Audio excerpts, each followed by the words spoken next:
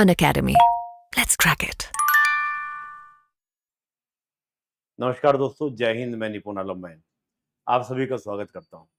दोस्तों, आज हम जो बात करेंगे वो बात करेंगे एक विवाद की, एक डिस्प्यूट की। और जो विवाद 1949 से है और अक्सर क्या रहता है, ये विवाद चर्चा में रहता है किसी न किसी वजह से। जैसे अभी जो ताइवान के वाइस प्रेसिडेंट हैं, वो अमेरिका विजिट क्या करने चले गए, तो चीन ने धमकाना शुरू कर दिया ताइवान को। तो देखेंगे आखिर ये मुद्दा है क्या, और इस मुद्दे के अंदर अमेरिका और भारत की क्या नीति है, आखिर ताइवान क्या है, और चीन इसको लेकर इतना परेशान क्यों रहता है, इतना ज़्यादा अग्रेसिव क्यों रहता है, क्या है वन चाइना पॉलिसी, इसको भी जानने का प्रयास करेंगे। और क्यों चाइना पहले ये बोलता था कि वन नेशन टू सिस्टम, जैसा मकाओ और हांगकांग के बारे में। उससे पहले दोस्तों मैं आपको एक इन्फॉर्मेशन दे दूं कि 25 से लेकर 31 अगस्त तक हमारा एक स्पेशल लर्निंग वीक चल रहा है दोस्तों, जिसमें यूट्यूब पर मैं आपको नहीं मिलूंगा। आपको अगर मुझसे मिलना है तो आप हमारे ऐप पर आएंगे, जिसका लिंक डिस्क्रिप्शन में दिया हुआ है। उसमें मैं नेबर कंट्रीज के साथ जो इंडिया की फॉरेन पॉलिसी है, यानी कि कैसे रिलेशन है, उस पर एक सीरीज रहेगी इन दिनों में, यानी कि पूरा लगातार सीरीज रहेगी, जिसका डिस्कशन आपको लिंक के अंदर मिल जाएगा। तो आप आइए और जुड़िएगा इस प्रोग्राम से। दोस्तों, हम बात कर रहे थे किसके बारे में, ताइवान के बारे में और चीन के बारे में। देखिए दोस्तों, ये है आपका चाइना, जो आप देख रहे हैं, ये वाला पूरा चाइना आपका। और ये है दोस्तों आपका क्या, ताइवान। ताइवान का अगर हम ऑफिशियली नाम देखें तो उसका ऑफिशियल नाम है आरओसी। इसको तपाई भी कहा जाता है, तपाई भी कहा जाता है, लेकिन साथ में इसका नाम क्या है, आरओसी। इसका ऑफिशियली नाम है PRC, people's republic of China. और इसका नाम है आरओसी, आरओसी यानी रिपब्लिक ऑफ चाइना। दो देश ताइवान को हालांकि ये मानने को तैयार नहीं है, कहता है कि हमारा ही हिस्सा है और वन चाइना पॉलिसी का क्या है, पार्ट है, यानी कि उसका हिस्सा है। जबकि ताइवान अपने आप को एक इंडिपेंडेंट देश मानता है, एक स्वतंत्र मुल्क मानता है। तकरीबन 15 देश दुनिया में ऐसे हैं जो ताइवान को एक इंडिपेंडेंट स्टेट मानते हैं कि हाँ, ताइवान सही कह रहा है और हम उसको एक इंडिपेंडेंट स्टेट के रूप में क्या करते हैं, मान्यता देते हैं। तकरीबन 15 देश ऐसे हैं जो ताइवान को एक इंडिपेंडेंट स्टेट मानते हैं। बाकी हम देखें तो तकरीबन 80 देश ऐसे हैं जो ताइवान से औपचारिक संबंध तो नहीं। जब हम किसी कंट्री के साथ फॉर्मल रिलेशंस की बात करते हैं तो उसमें बात की जाती है डिप्लोमेटिक रिलेशंस, यानी कि राजनयिक संबंध या कूटनीतिक संबंध। उसके लिए होनी पड़ती है दोस्तों वहां पर एम्बेसी, दूतावास। तो दूतावास ना होकर बल्कि काउंसुलेट हैं। काउंसुलेट काउंसुलेट जो होते हैं वो आर्थिक और सांस्कृतिक संबंध के लिए बनाए जाते हैं। लेकिन अगर किसी देश की दूसरे देश के अंदर वहां पर एम्बेसी है, दूतावास है, तो इसका मतलब होता है कि उनके साथ हमारे राजनयिक संबंध है। हम भारत की बात करें तो भारत के राजनयिक संबंध नहीं है। हालांकि बैक डिप्लोमेसी इसको हम लोग बोलेंगे, मैं चर्चा भी करूंगा। वो लगातार भारत क्या कर रहा है, ताइवान के साथ बिल्डअप कर रहा है। लेकिन अभी वर्तमान में हम देखें तो हमारा काउंसुलेट है ताइवान के अंदर, और ताइवान के पहले 2 काउंसुलेट थे, अभी तीसरा काउंसुलेट ताइवान का खुलने वाला है भारत के अंदर। तो यानी कि काउंसुलेट है, काउंसुलेट का मतलब आर्थिक और आपका सांस्कृतिक संबंध। तो ताइवान की दोस्तों, थोड़ा समय पहले ताइवान के बारे में आपको बता दूं कि ताइवान है क्या आखिर। ताइवान का दोस्तों इतिहास उतना ही पुराना है जितना इतिहास पुराना है चीन का। चाहे हम कल्चर की बात करें, हम लोग एथनिक ग्रुप्स की बात करें, या हम बात करें इतिहास की बात करें, तो दोनों का एक ही इतिहास है। लेकिन मेनली 13वीं सदी में यहाँ पर क्या थे, जो मेनलैंड चाइना के मछुआरे थे, उन्होंने जाके दूसरे यहाँ पर ताइवान को बनाया। ताइवान में अगर आप देखेंगे उसके बाद यहाँ पर डच गए, स्पेनिश गए, नीदरलैंड की कॉलोनी रहा। नीदरलैंड के बाद फिर ये किंग डायनेस्टी के पास भी रहा, और किंग डायनेस्टी के बाद में फिर ये आपका जापान के पास आता है। और जापान जब द्वितीय विश्व युद्ध हारता है तो उसके बाद ये एक स्वतंत्र देश की तरह तो नहीं कहेंगे, बल्कि जो वर्तमान वहां पर या संघर्ष हो रहा था, उस संघर्ष में दोस्तों ये भी चल रहा था। जापान के जाने के बाद हालांकि सिविल वॉर तो पहले से चल रहा था। सिविल वॉर के लिए 2 ग्रुप वहां पर बने हुए थे, एक कम्युनिस्ट पार्टी जो माओ सेतुंग जिसको लीड कर रहे थे, और एक कोएमितांग ग्रुप जिसको केम्प्टी कहा जाता है, जिसके हेड थे काई शेक, चांग काई शेक। इन दोनों के बीच में दोस्तों फाइट चल रही थी। आखिरकार क्या होता है कि मेनलैंड चाइना पे जो नियंत्रण होता है वो होता है आपका किसका? कम्युनिस्ट पार्टी ऑफ चाइना का। और जो केएमटी ग्रुप था वो वहाँ से पूरा भागकर यहाँ पर आकर शरण ले लेता है, ताइवान में आ जाता है। तो ताइवान में मूल लोग पहले से रह रहे थे, ताइवान की लैंड के ऊपर जो पहले से रह रहे लोग थे, लेकिन केएमटी के लोग यहाँ पर आ जाते हैं। और आप देखेंगे 1949 से लेके 87 तक यहाँ पर मार्शल लॉ रहा, मार्शल लॉ। और मार्शल लॉ इसको व्हाइट टेरर के नाम से वहाँ पे जाना जाता है कि व्हाइट टेरर, क्योंकि जब कुओमिंतान आए और काई शेक जब वहाँ पर आए तो उनको हमेशा डर रहता था कि यहाँ के लोग क्या कर रहे हैं, हमारी जासूसी कर रहे हैं। कई लोगों को, हजारों लोगों को वहाँ पर मारा भी गया। तो एक व्हाइट टेरर रहा। लेकिन 70 के दशक में क्या होता है दोस्तों, ताइवान जो है वो आसियान ग्रुप से आपका जुड़ता है, उससे उसका मेंबर बनता है। और आसियान टाइगर करके आपने सुना होगा कि एशियन टाइगर उनको बोला जाता है, कि जो आसियान ग्रुप है उसके टाइगर 4 देशों का मेनली नाम लिया जाता है। एक तो ताइवान का नाम लिया जाता है, हांगकांग का, दक्षिण कोरिया का, सिंगापुर का। जिस वजह से क्या हुआ कि ताइवान ने बहुत तरक्की की, बहुत डेवलपमेंट किया। आज हम देखें तो कंप्यूटर की दुनिया में ताइवान बहुत अग्रणी देश है, सॉफ्टवेयर की दुनिया में। एक आपने नाम सुना होगा सेमीकंडक्टर, 65% वर्ल्ड की सेमीकंडक्टर की जो आपूर्ति है वो अकेले ताइवान करता है। तो ताइवान की जो तरक्की है उसने दुनिया का ध्यान अपनी ओर क्या किया, आकर्षित किया, इनके अट्रैक्ट किया। उसके बाद हम देखें तो 88 से दोस्तों क्या वहाँ पर डेमोक्रेसी स्टैब्लिश होती है, क्योंकि 87 तक वो व्हाइट टेरर रहा। लेकिन होता ये है कि अंतर्राष्ट्रीय दबाव बनता है कि भाई इतनी तरक्की कर रहे हो, तुम्हारे में डेमोक्रेसी आनी चाहिए। तो 88 के चुनाव के बाद वहाँ पर डेमोक्रेसी स्टैब्लिश हुई। अभी हम वर्तमान में ताइवान के अंदर दोस्तों देखें तो ताइवान के अंदर 2 पार्टी हैं, मेनली 2 पार्टी, जिनके अंदर स्विचिंग चलती रहती है। एक तो केएमटी ग्रुप हुआ, यानी कि आपका केएमटी जो आपका च्वांग काई शेक की जो पार्टी है वो, यानी कि आपका केएमटी ग्रुप, जिसको जेएमडी भी कहा जाता है। और दूसरा दोस्तों आपका जो वहाँ के लोकल लोगों की पार्टी है, डीपीपी, डेमोक्रेटिक प्रोग्रेसिव पार्टी, यानी कि आपका इन विंग। आज इन्हीं की पार्टी है, इन्हीं की पावर में, इन्हीं की सत्ता में है। हम ये भी देखें कि 80 के दशक में जब संबंध बेटर होते हैं चीन के साथ, तो जो ये केएमटी ग्रुप था, जब इसको लगने लगा कि लोकल लोग वहाँ पर डेमोक्रेसी की बात कर रहे हैं, लोकतंत्र की बात कर रहे हैं, तो इस पार्टी का रुझान ये भी देखने को मिला कि इन्होंने कहा कि भई हम एक ही हैं, हम क्या करते हैं, चाइना से अटैच हो जाते हैं, क्यों अलग-अलग रहें? उधर चाइना का भी जो रुझान था, चाइना ने कहना शुरू कर दिया था कि हमारा क्या है, वन वन नेशन है, लेकिन टू क्या है, स्टेट है। ये जो बा सॉरी टू सिस्टम है, यानी कि वन नेशन टू सिस्टम। ये कुछ वैसी बात चाइना कर रहा था जैसी बात उसने आपका आपका हांगकांग और मकाऊ के अंदर, यानी कि वन नेशन टू सिस्टम। तो 80 में इस प्रकार का प्रस्ताव भी रखना शुरू कर दिया था किसने, आपका चीन ने। लेकिन केएमटी ग्रुप तो समर्थन में आ रहा था, क्योंकि केएमटी के अंदर भी आप देखेंगे तो बहुत सारे घड़े ऐसे बन गए थे जो कहने लगे थे कि मेनलैंड चाइना से अटैच हो जाना चाहिए। दोनों के बीच में डिप्लोमेसी भी आपको देखने को मिली थी। लेकिन जो वहाँ के लोकलाइट लोग थे, उनका कहना था कि नहीं, हम अटैच नहीं होंगे, हम तो अपने एक इंडिपेंडेंस चाहेंगे और जो हमारे यहाँ लिबरल डेमोक्रेसी का मॉडल है, हम उसको लेकर चलेंगे।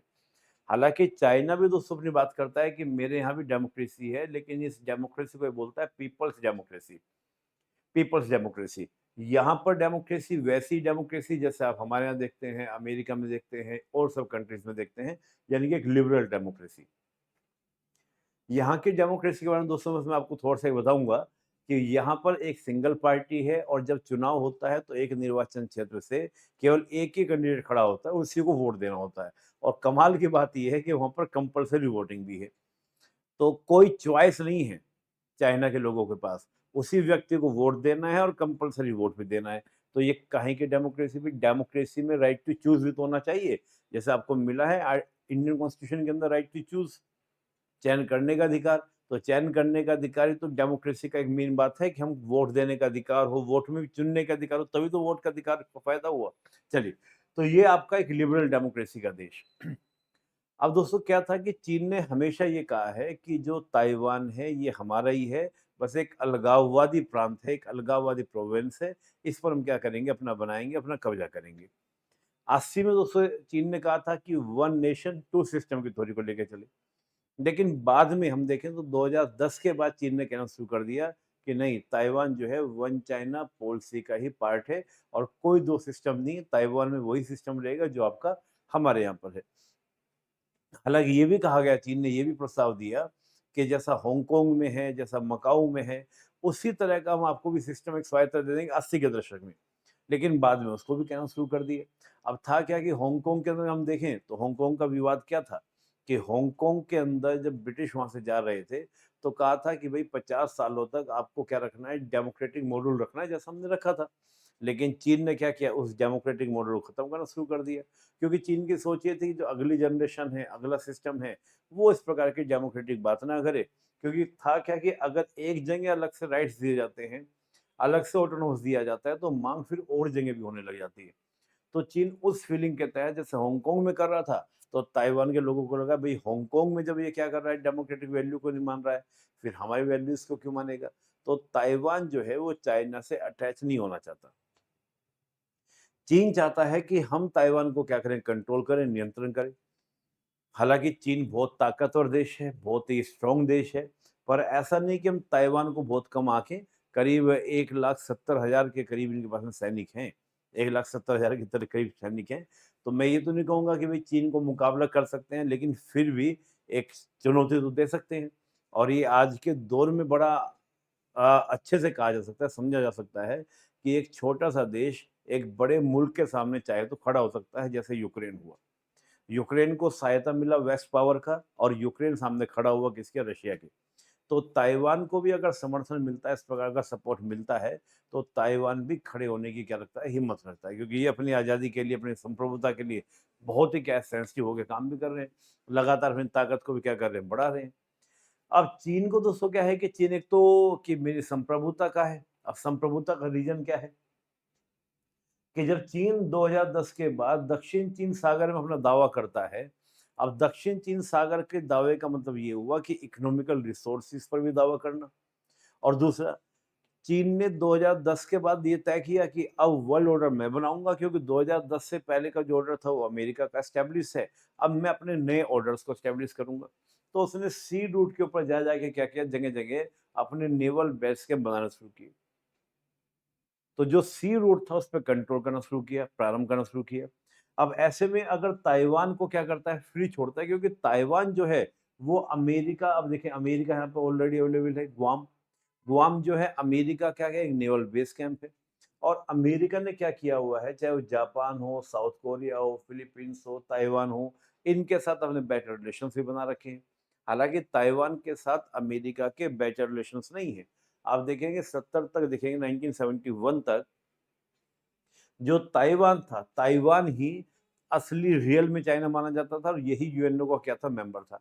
लेकिन आप देखेंगे 1971 में, 25 अक्टूबर 1971 में एक रेज़ोल्यूशन लाया जाता है 2758, यानी रेज़ोल्यूशन, यूएन रेज़ोल्यूशन 2758, जिसके तहत क्या होता है, जिसके तहत ताइवान को हटाकर यूएनओ का मेंबर बना दिया जाता है, पीआरसी को। इसका कारण क्या था, क्योंकि अमेरिका के रिलेशन बिल्ड अप हो रहे थे किससे, चीन से।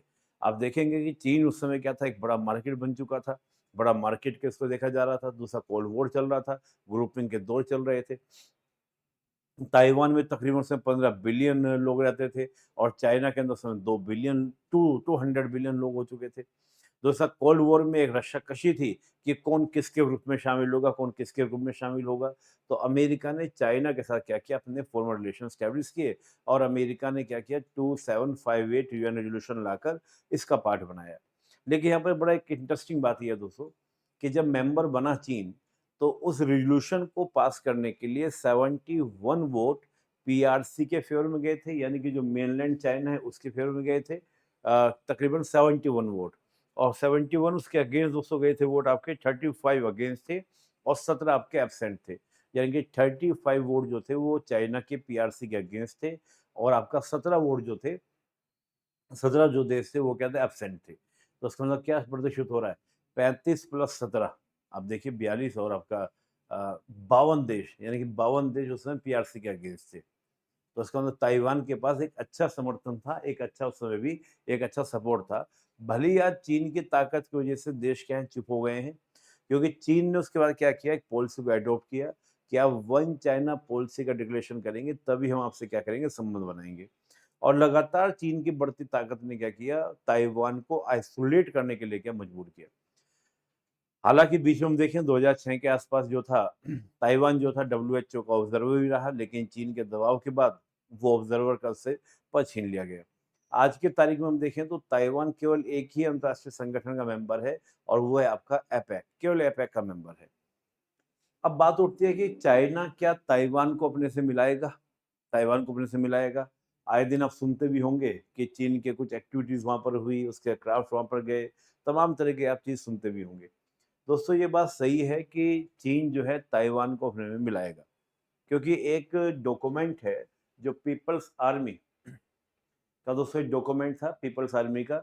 ये डॉक्यूमेंट दोस्तों 2013 में, जुलाई 2013 में एक एजेंसी, ताइवान की एक न्यूज़ एजेंसी के द्वारा पब्लिश किया गया कि ये पीपल्स आर्मी का दोस्तों क्या है, ये डॉक्यूमेंट है जो चाइना के एक न्यूज़पेपर में छपा था। ये पूरा डॉक्यूमेंट आप ये देख सकते हैं, पूरा डॉक्यूमेंट है।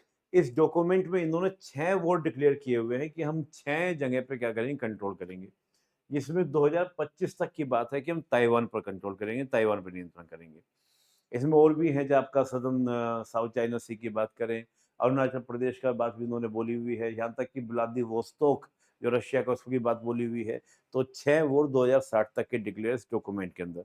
तो अटैक तो होगा, मिलाएगा तो ज़रूर। क्या चाइना के अंदर ताकत है मिलाने की? इसमें भी कोई दो राय नहीं कि बहुत ताकतवर है, कई गुना, तकरीबन 8 गुना ज़्यादा ताकत है। अगर हम देखें तो चाइना की अगर फोर्स की बात भी करें, एयरक्राफ्ट की बात भी करें, सब मामलों में एक अच्छी ताकत, एक मजबूत ताकत है कि वो चाइना ताइवान को मिला सकता है। एक्चुअली चाइना चाहता भी ये है कि हम एक शांतिपूर्ण तरीके से क्या करें, मिलाएँ, एक शांतिपूर्ण तरीके से क्या करें, मर्जर करें। अनेकों तरह के प्रलोभन भी दिए, जैसे मैंने कहा कि चलो तुम भई, चाइना का कहना ये है कि तुम हमसे आके मिल जाओ और जैसा तुम सिस्टम चाहोगे वैसा सिस्टम रख लेना। लेकिन ताइवान के लोग हांगकांग को देखने के बाद जाने को तैयार नहीं हैं, जाने को बिल्कुल तैयार नहीं है। दूसरा, चाइना जो है दोस्तों अपने एक सॉफ्ट पावर इमेज को खराब नहीं करना चाहता। अगर वो कब्ज़ा करेगा दोस्तों, तो कब्ज़ा करने से क्या होगा, यहाँ के जो और देश हैं, उनके अंदर और ज़्यादा भय व्याप्त होगा और ये क्या होगा, इन देशों को अमेरिका के नज़दीक जाने को क्या करेगा, मजबूर करेगा कि अमेरिका से इनसे क्या होगा, नज़दीकियाँ बढ़ेंगी। जैसे मैंने कहा कि इन सभी देशों के साथ लगभग-लगभग अमेरिका के सभी के साथ में ट्रीटी है, डिफेंस ट्रीटी है, जिसमें यहाँ तक कि न्यूक्लियर अम्ब्रेला तक दे रखा है चीन, अमेरिका ने इन देशों को कि अगर तुम पर अटैक हुआ तो हम इसको हैंडल करेंगे, हम इसको देख लेंगे। इस तरह का दोस्तों आपको यहाँ पे रिलेशंस देखने को मिलेंगे, यानी कि संबंध देखने को मिलेंगे।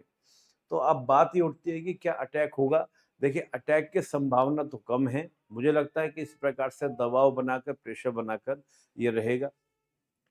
तो दबाव बनाकर, प्रेशर बनाकर शांतिपूर्ण तरीके से मिलाने का प्रयास है कि कैसे भी करके हम दबाव, प्रेशर का यूज़ करें और ताइवान को क्या करें, मर्ज कर लें, मिला लें।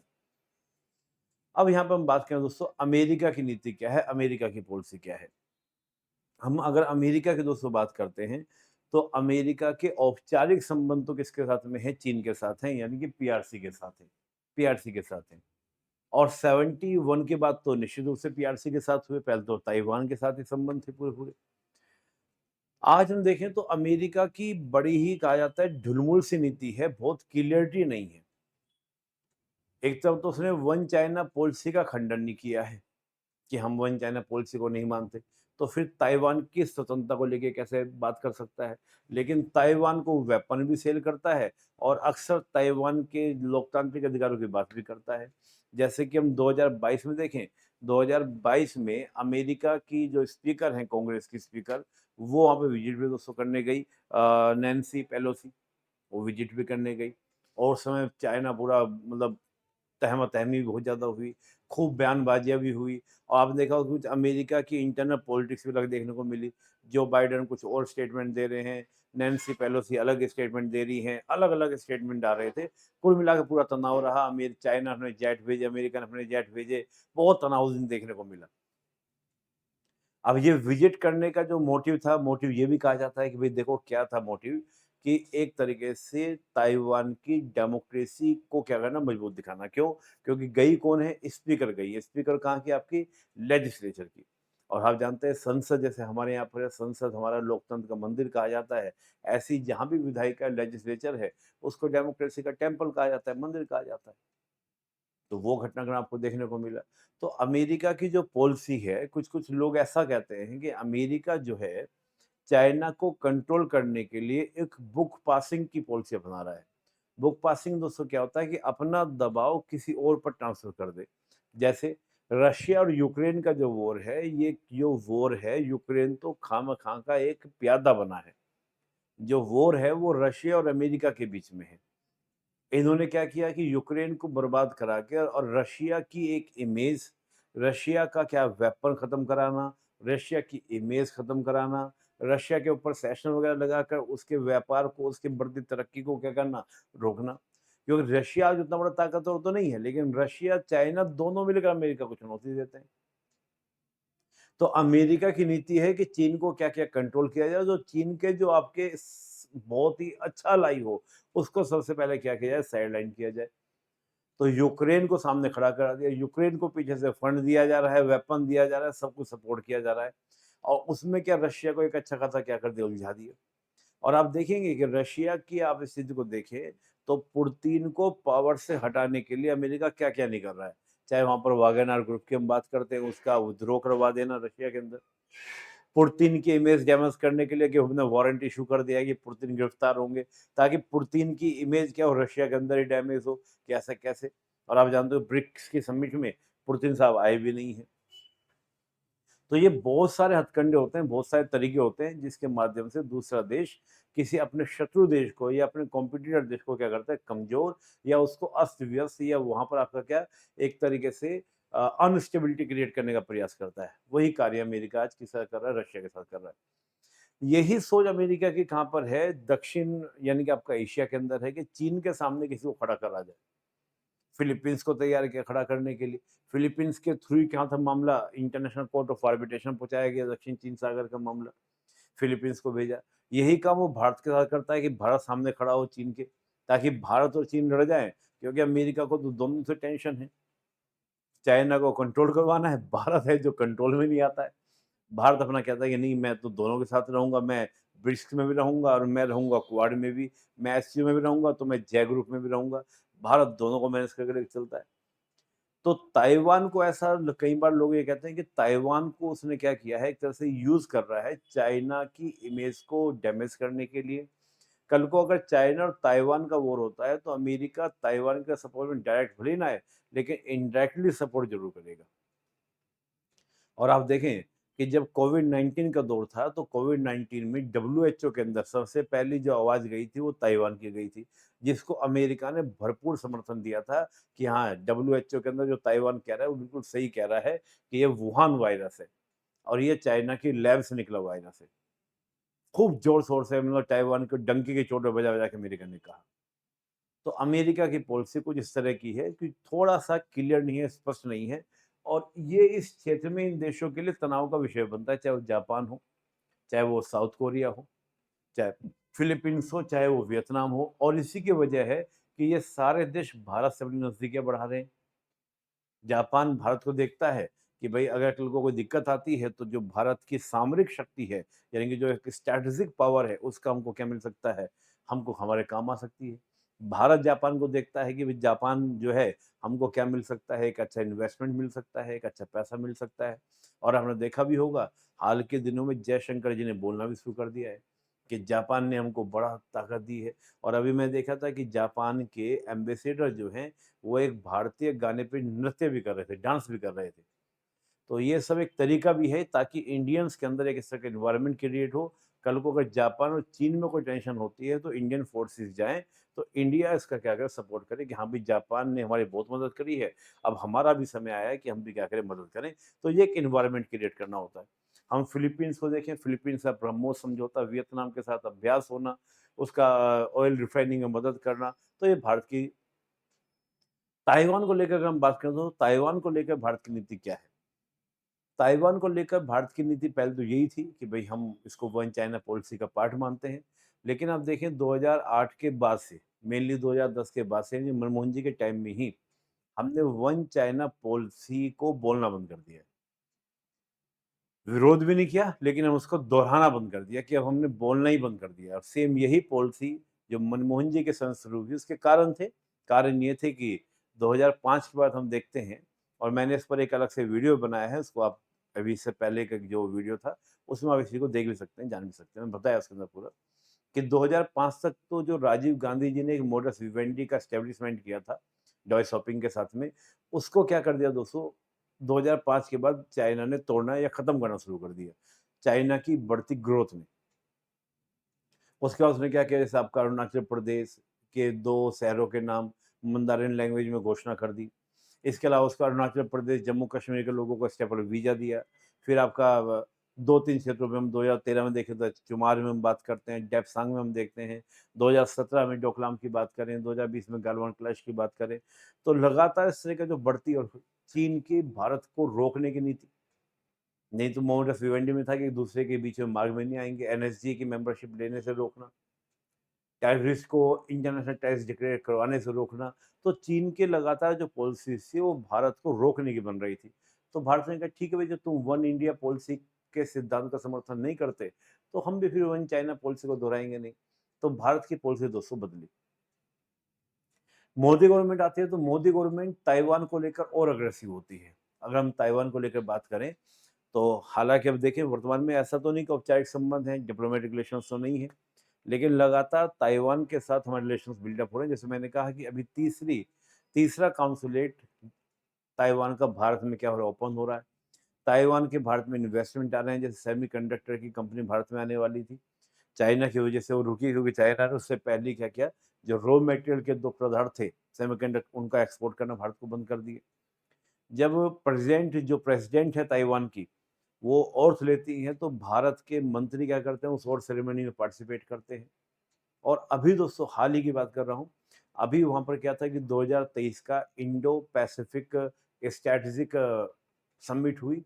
उस समिट में हमारे तीनों फॉर्मर चीफ जो थे हमारी मिलिट्री के, वो विजिट करने के लिए दोस्तों कहाँ पर गए, आपका ताइवान विजिट करने के लिए गए।